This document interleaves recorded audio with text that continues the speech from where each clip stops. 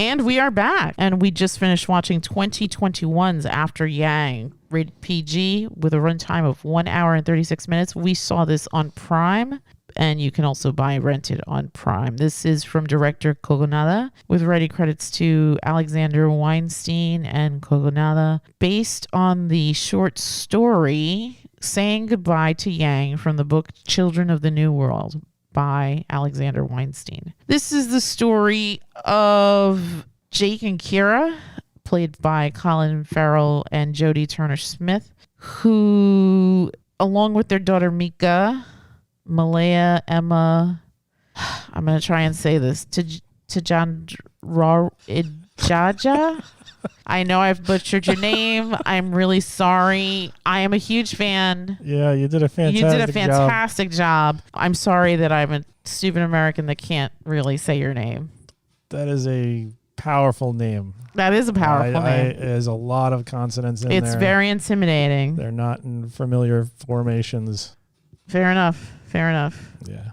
And also Yang, who is played by Justin H. Min. Where have I seen him before? Is he one of the brothers in Shazam? No. He was in Beef. He's also been in Umbrella Academy. Maybe that's where I know him from. Yeah, I mean, his face definitely did look familiar. A terrible haircut in this movie. Yes. Oh, my God. Awful. Yeah. Awful. Yeah. Awful. It's like bowl head with a widow's peak somehow. Yeah, it was just the weirdest thing going on. Agreed. It's supposed to be the future, so maybe in the future that'll be the most amazing haircut ever. I mean, look what kids have now. We're like wondering what the hell is going on with this, what do they call it, a Gilbert or something? I don't know. I don't even know. It's the dumbest mushroom head garbage I've ever seen. All right, we've strayed off topic. Get off my lawn! We are going to pair this with the creator. I'm going to come out of the gate and say I like the creator more, but I didn't dislike this. But this was a very slow film. It was very tranquil. It was very slow, but not necessarily in a bad way, but I can understand why it didn't make anything at the box office. Apparently this cost millions of dollars and only made less than $1 million at the box office, according to IMDb. But there was something really beautiful and just touching and bittersweet about this film. Yeah, I mean, it's funny. It's probably a good pairing because they both deal with the concept of artificial intelligence and robots and sentience. Like when does that occur? Exactly, and when does sentience occur? What is sentience? What does it look like in the form of AI? What does it look like in the form of AI? And whereas in the creator, it's like wrapped up in this sci-fi war. There's a lot of excitement and peril and action moving the story forward. This was pretty much just a couple. It was a family drama. The one day Yang is working, and the next day he just doesn't work anymore. Right. And it's a tragedy for the young girl because this is her older brother. It's all she's known that Yang has been with them their entire life. She knows that he is what they call a techno-sapien. Yes. But it doesn't matter to her because he is just her big brother. He teaches her stuff about China. That's another aspect of the story. I thought that was interesting. Colin Farrell and his wife clearly adopted a young girl from China, and in order to, I guess, keep her in touch with her heritage, they purchased this techno-sapien, which is supposed to, I guess, teach her about Chinese culture. But it isn't only that. I mean, it isn't only that. He does almost like a family member. She sees him as a brother. He's there for her in times of emotional need. Like the thing about helps her get a drink of water, but he lets her do it herself because she likes doing it herself, but she wants the company. And the idea of when she's upset about the kids in school. I don't know if they were teasing her. Yeah. Or maybe she saw it that way, but they were asking her, like, well, who's your real family? And she would explain about Kyra and Jake. she refers to them as mom and dad, and they are. I mean, they've had her since she was a baby, but then the kids would pry more and they'd be like, no, you're real parents. Yeah. Because obviously Mika doesn't look like Jake or Kyra. Right. So, and that was a lovely scene when they were talking about the branches and how Apple they, Grove, yeah, like that was lovely. And that was such a beautiful moment. And it felt very genuine. And it was interesting because here's this AI who really looked out for Mika like a little sister. Yeah. He was constantly her cheerleader. He always seemed to speak up for her. Right? Even more so than the parents. I feel like kind of what you said, that they viewed him as an appliance, but as kind of like a babysitting appliance. And when this terrible thing happens, Kyra even has a conversation with her husband and is basically like, we have to maybe come to terms with the fact that Yang's not coming back and we have to step up as parents because we've kind of let him raise her. They depend upon him to such a degree that they're kind of caught flat-footed. It's like, well, I got to work. Right. Are you? Thank God you could take today off. Yeah. And because they've just been going on with their lives. I mean, it's not like they're absentee parents in a complete sense. They do things together. The crazy dance-off competition that rolls during the opening credits of the movie. That was fun. But you could see that this techno-sapien thing is more than just an appliance. Yeah. It's and that's what you discover through the course of the film, because initially he's like, well, I got to go get him repaired. Like, he's under warranty and whatnot. But he goes to the store and the store doesn't exist anymore. He got Yang secondhand. He was refurbished, certified refurbished, they kept saying. But as the story progresses and he finds out more, he also finds a way of viewing Yang's memories. Right. And Yang's had a very rich life. He's had a very rich life. You could see all the moments where, like the aforementioned one where he's talking to the little girl about the bullying kids at school and how they are a family. Yeah, how they are a family. Remembering discussions that he had with the husband, Colin Farrell's character, Jake, about his love of tea, discussion with the wife. He didn't feel like he could feel things as a human. What was it thing he said? Oh, it escapes me. I was thinking about that one when it happened, and I was like, oh, that's interesting. But anyway, but then he finds out what even more. What were you going to say? With the wife about about caterpillars and butterflies and whatnot. What the caterpillar views as the end is actually what everybody else calls a butterfly. And basically, this film, unlike the creator, like I said, which is more action packed and whatnot, this one is more of like a meditative, very thoughtful exercise on what it means to be alive. And these characters realize that Yang was more than just this appliance. Yang was alive, and it's interesting because as things progress, there's like a museum that's very interested in him because he's a very unique case as far as his memories seem to be going. And the fact that he's done things that other techno-sapiens don't normally do. And also, in the course of this, Jake discovers that Yang sort of had this like little secret life going on. Yeah, he had a relationship outside of the family. He had a life outside of them. He would go out. He would get coffee at a place. He knew a girl. He pursued would see the her. girl. He'd see her frequently. And we come to find out that she reminded him of someone else. Yeah, and you find out that, he was second hand, but he was actually third hand. And the reason why Colin Farrell was like, oh, he was second hand, but he was only used for 5 days. You find that before that, he lived an entire lifetime. Yeah. Spoilers. Whatever. The film nobody's ever seen. Terrible. I mean, he lived an entire, literally an entire lifetime that, you saw from the birth of that child to his adulthood. And even when the child went away, he was doing his own thing. He was living his own life. He had a relationship with somebody who died, I guess. At least it's hinted at. And then he finds her again as a clone. He finds her again as a clone, yeah. So there is like this memory there, this affection there, this feeling, and you don't really associate feelings with An machines. AI, yeah. Even though they treat it, he's not like a robot under there. It seems like, because they keep saying, "Oh, you better get him fixed quick because he's going to start decomposing." Yeah. So he's clearly organic in some ways, like an organic machine. What did you think? I mean, overall, I way preferred the creator just did because too. I like action and sci-fi, and it also makes you think about what makes something alive and whatnot. Well, this too. This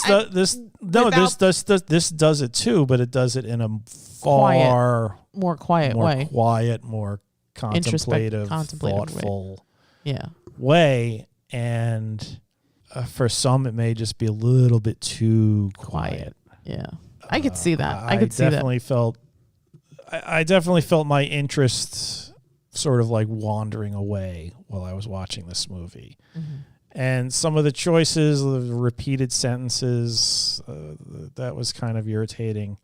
Yeah, it was just, I feel like it was kind of relentlessly sad. Yeah. Because, you're dealing, the more you go into it, the more you realize, okay, well, it's not an appliance. It's not this is really a reason to feel sad. And I feel like the characters have to come to that realization. I mean, the little girl didn't, because this is my big brother. Right. But for Colin Farrell and Kyra and Jake, this is something that especially Jake, because he's the one doing most of the stuff. It seems that Kyra is busy at work most of the time. Mm-hmm. Jake is pursuing this, figuring out what's going on. He is coming to realize that Yang was so much more than just a babysitting robot. Right. He was his son. He refers to him as my son. Yeah. And that definitely stood out to me when he says that to the coffee manager lady.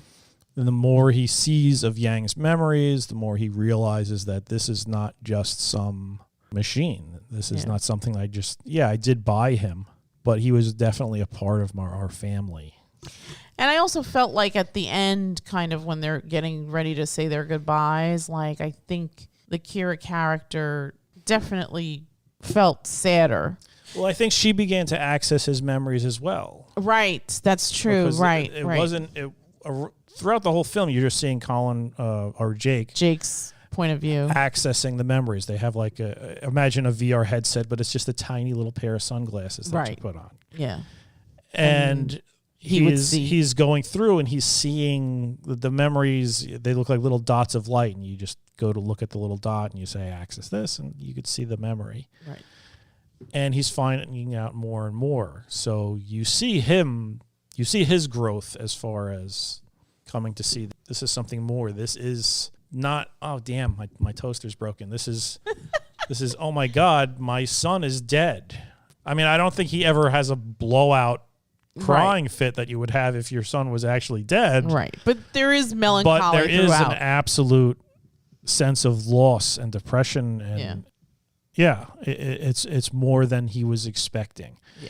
And Kyra, to a lesser degree, has this, but it happens, I think, we only get like that one instance of her accessing the memories. Right. And I also thought, while we were watching it, I think we also kind of tagged towards the end how that was the first time that Jake and Kyra acted like a couple.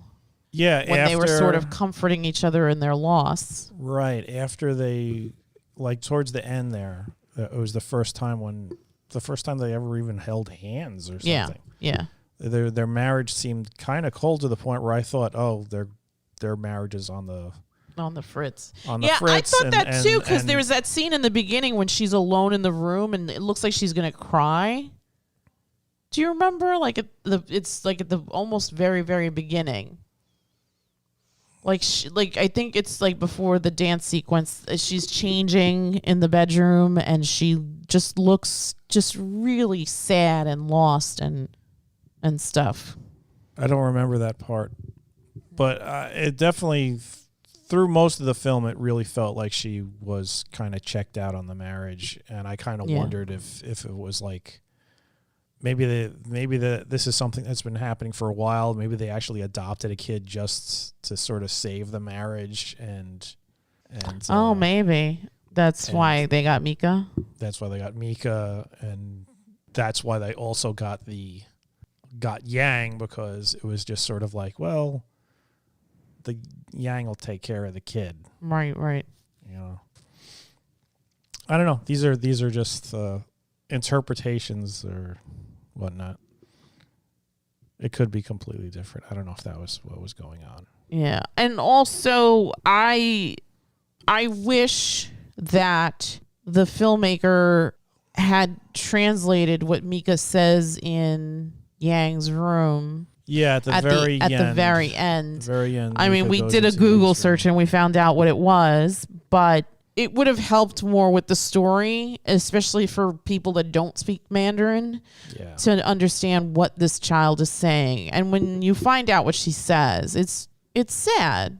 Yeah. It's very, very sad. She truly is going to miss her brother. Yeah, I remember hearing some argument about, they should never put translations in movies. Who said that?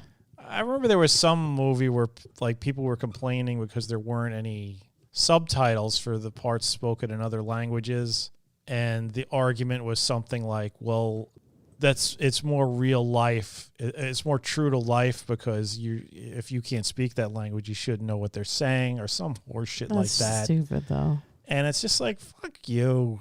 I mean, Jesus Christ, this is entertainment. Stop fucking, I don't know, gatekeeping shit. Just fuck off. That pisses me off. Just fucking put subtitles. Everybody's supposed to enjoy a goddamn movie.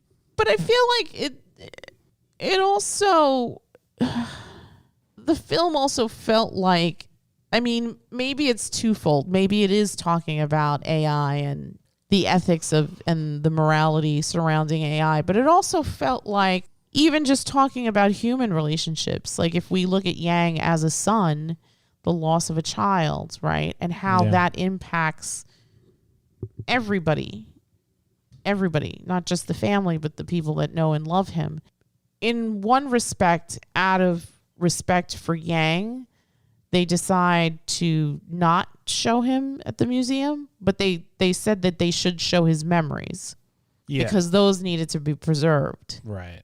Yeah, I mean, that makes total sense. You wouldn't want your son, your exploited. Loved one just sort of like stuffed like a dummy in a case somewhere. Right.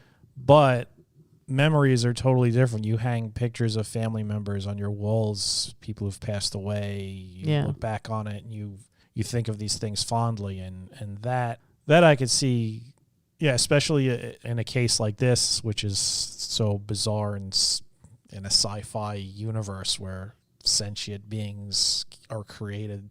Yeah, you could see that being acceptable, but having its body there, that's just a little bit too much. It's because that was their physical form on this earth. And it's not a sideshow. Right. It's not something to be. Whoa! Look, behold. The robot that felt. It's kind of interesting how we're moving. Obviously, AI in the present day is a big topic, and generative AI and how the machines are going to take over. But it's interesting to now see this kind of turn in storytelling where AI is getting more of a push. These movies came out before True. this latest push in AI. True, but still close enough to be impacted, I think, by the news of all these other things. And then, Boston Robotics and their... Oh, well, those things are terrifying. Yes. Yeah. So, I mean, it's sort of been in the periphery. But I think it's interesting to see these stories now getting more of a push and being told. And some of them are done better than others. I do like this, but I could see that it wouldn't play to a mass audience. Like, I liked it. I enjoyed it. I'm glad I saw it. Would I watch it again? Not immediately, but I think that there's merit here. I think the cinematography is beautiful. I loved all the actors, even Yang, who's kind of not really seen much and not a focal character, but he is the thing that drives the story, which is interesting. This is definitely Jake's film.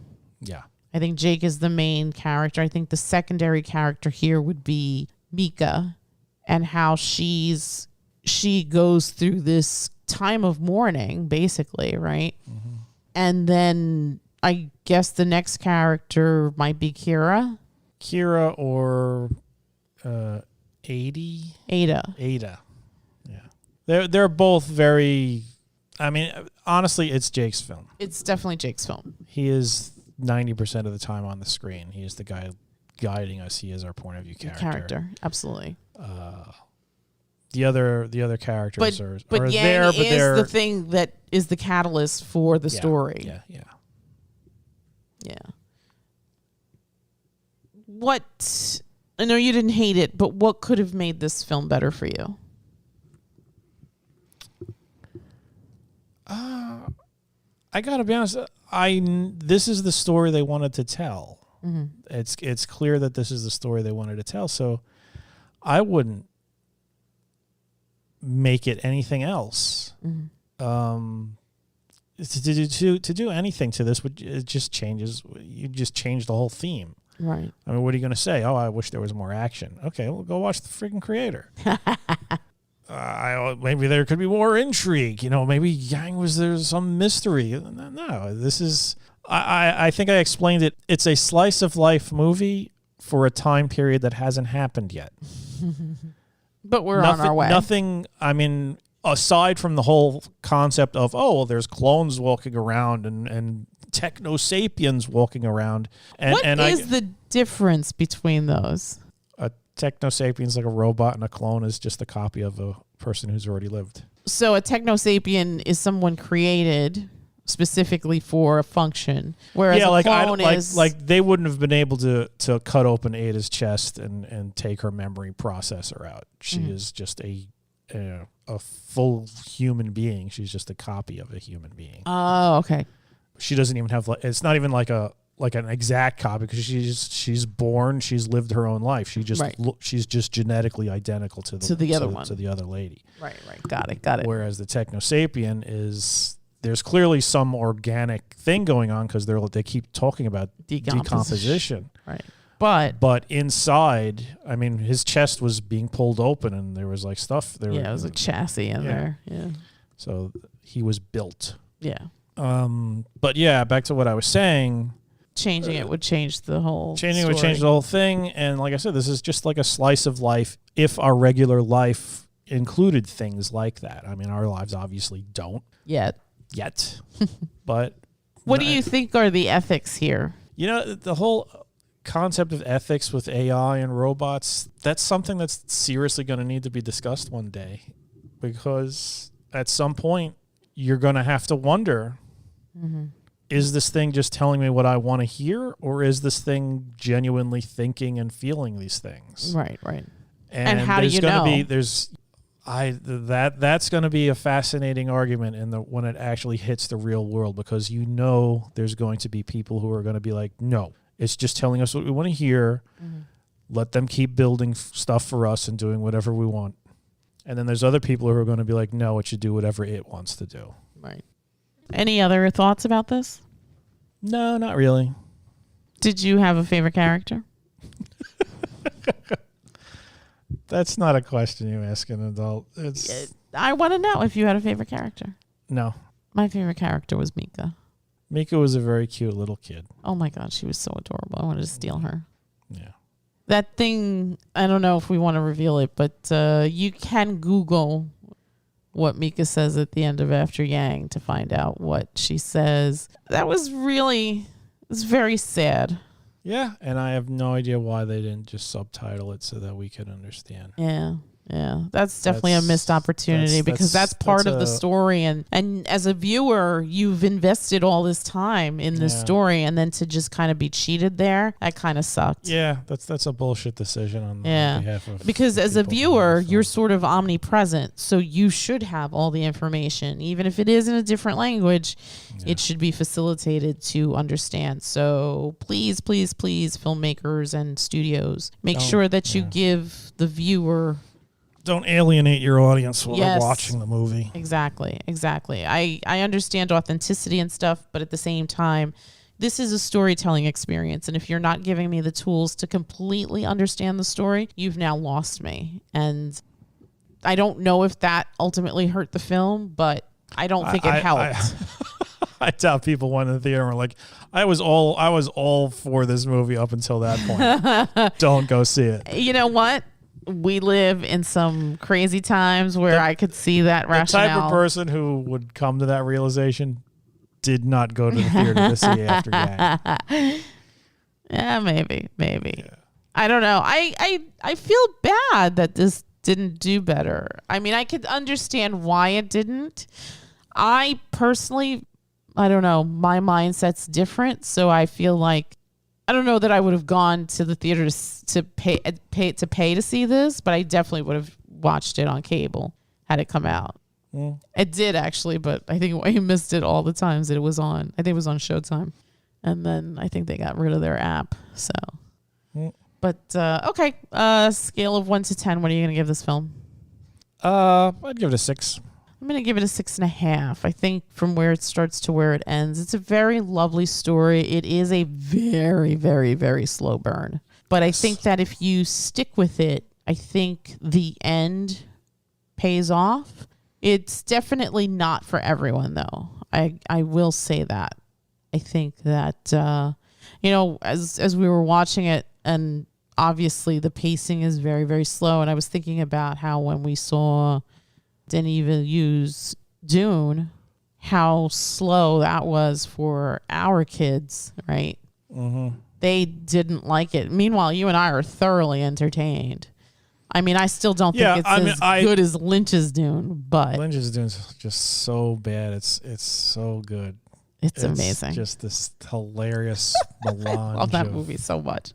If we ever if we ever end this podcast, that is going to be our swan song.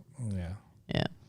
I like that we're pairing these two movies together. I definitely still do like The Creator more. I think the complexity and the action, how it's melded together, really works. It moves very well, and it's just a more exciting movie. This is definitely a quieter, more introspective and thoughtful experience, but I still think it's worthwhile, and I think that if you haven't seen it, I would absolutely recommend it. But again, this is not going to be for everyone. I think this is the type of movie for people that have patience, that are interested in these types of stories. I think if you're a fan of science fiction, definitely check it out. Well, hard science fiction. The stuff that most science fiction fans think is boring. Right. Like, this is like real heady.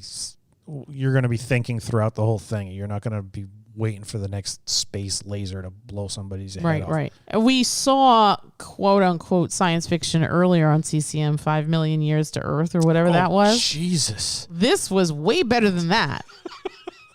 What the hell was going on? I don't know. It was like, that was the weirdest movie. It was like the worst episode of like 70s Doctor Who ever. Yeah. It was just terrible. We saw like 96% of that, at least. Well, we wanted to see what the insectoid aliens looked like. Yeah, the insect men. Wow, and I was like, disappointing. Very, very. We were like, what? What is this trash? Yeah.